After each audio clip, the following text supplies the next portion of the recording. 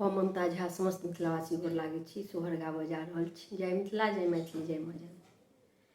सोने के कटोरिया में दूध भात, गोदी में कन्हैया पूत हो। यशोदा घूमी घूमी कान्हा के खिलाबेली, चंदा के बोलाबेली हो। यशोदा घूमी घूमी कान्हा के खिलाबेली, चंदा के बोलाबेली हो। सोने के कटोरिया में दूध भात, गोदी में कन्हैया पूत हो। यशोदा घूमी घूमी कान्हा के खिलाबेली, चंदा के बोलाबेली हो। यशोदा घूमी घूमी कान्हा के खिलाबेली, चंदा के बोलाबेली हो। सोने के कटोरिया में दूध भात, गोदी में कन्हैया पूत हो। यशोदा घूमी घूमी कान्हा के खिलाबेली, चंदा के बुलाबेली हो। आरे आब चंदा मामा पारे आब, नदिया किनारे आब हो। चंदा आब ना आंगना हमार, कन्हैया मोरा खेलास हो।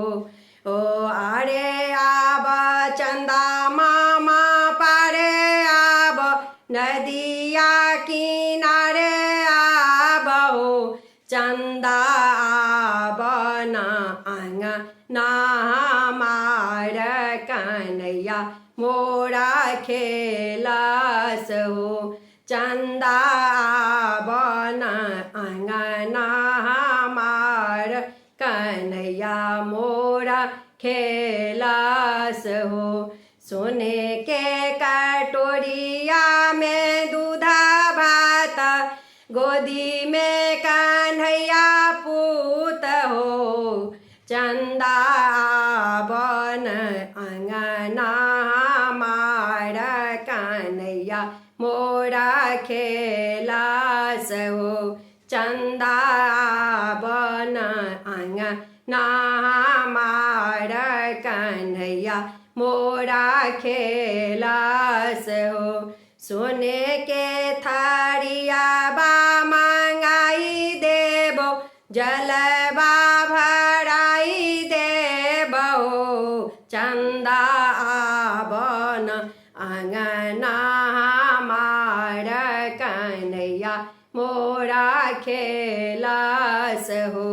चंदा आब ना आंगना हमार, कन्हैया मोरा खेलास हो। सोने के थारिया बा मंगाई देबो, जलवा भराई देबो। चंदा आई ना आंगना हमार, कन्हैया मोरा खेलास हो। चंदा आई ना आंगना हमार, कन्हैया मोरा खेलास हो। सोने के कटोरिया में दूध भात, गोदी में कन्हैया पूत हो। यशोदा घूमी घूमी कान्हा के खिलाबेली, चंदा के बुलाबेली हो। यशोदा घूमी घूमी कान्हा के खिलाबेली, चंदा के बुलाबेली हो। धन्यवाद।